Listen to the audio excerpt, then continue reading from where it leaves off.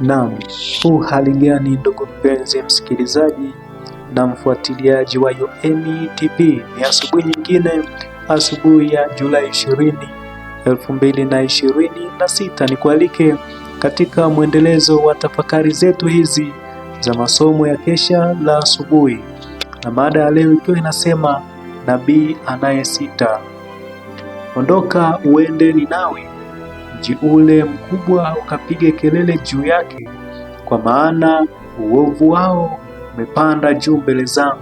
Yona 1:2.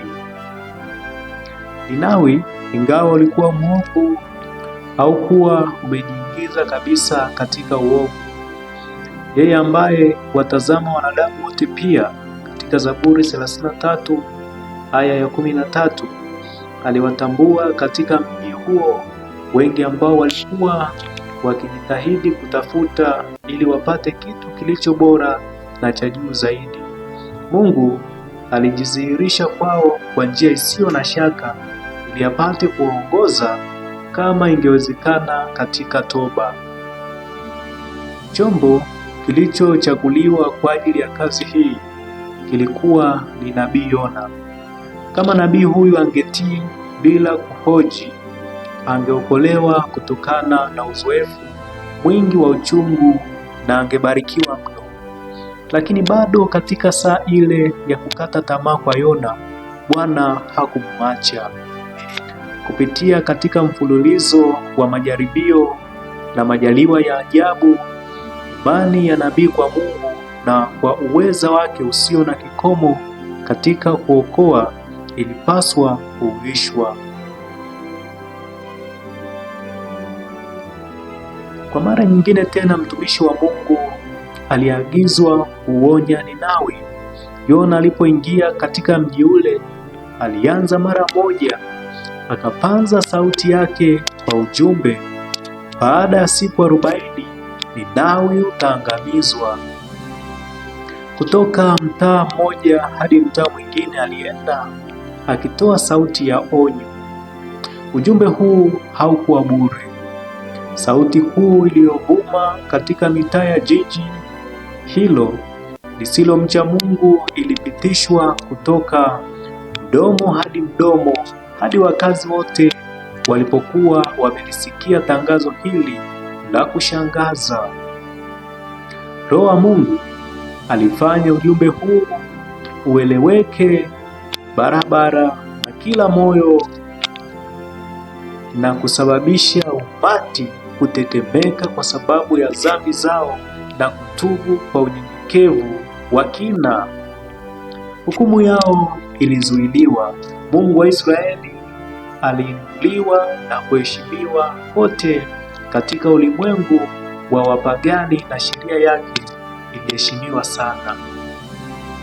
Ni hadi miaka mingi baadaye ndipo Ninawi ulipoanguka kuwa windo la mataifa yaliyowazunguka kwa sababu ya kumsahau Mungu na kwa kiburi chenye majivuno. Somo hili ni kwa ajili ya wajumbe wa Mungu leo. Wakati miji ya mataifa kwa kweli inahitaji maarifa ya sifa na makusudi ya Mungu wa kweli kama walivyokuwa Waninawi wa zamani.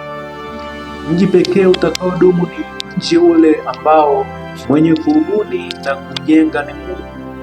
Bwana Yesu anawaita watu wapate kujitahidi kwa lengo lililotakaswa ili waupate urithi ule wa milele.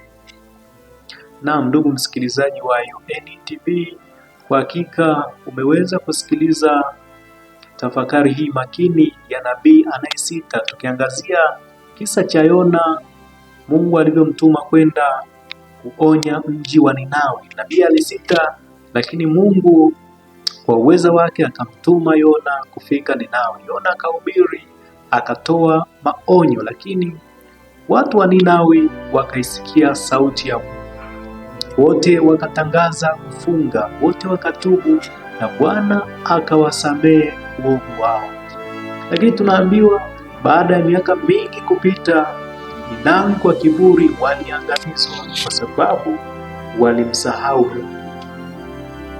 Nasi leo, ndugu msikilizaji, tunapewa wito ya kwamba upo mji ambao Mungu anauleta, mji ambao utadumu milele.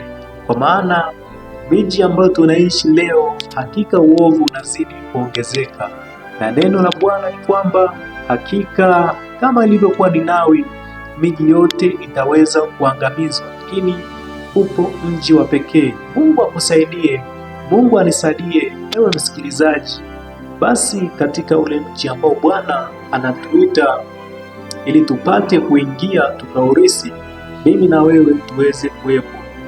Asante kwa kusikiliza tafakari ya leo. Nikualike hapo kesho, panapo majaliwa ya Mungu, katika tafakari ya asubuhi. Uwe na siku njema na Bwana akubariki.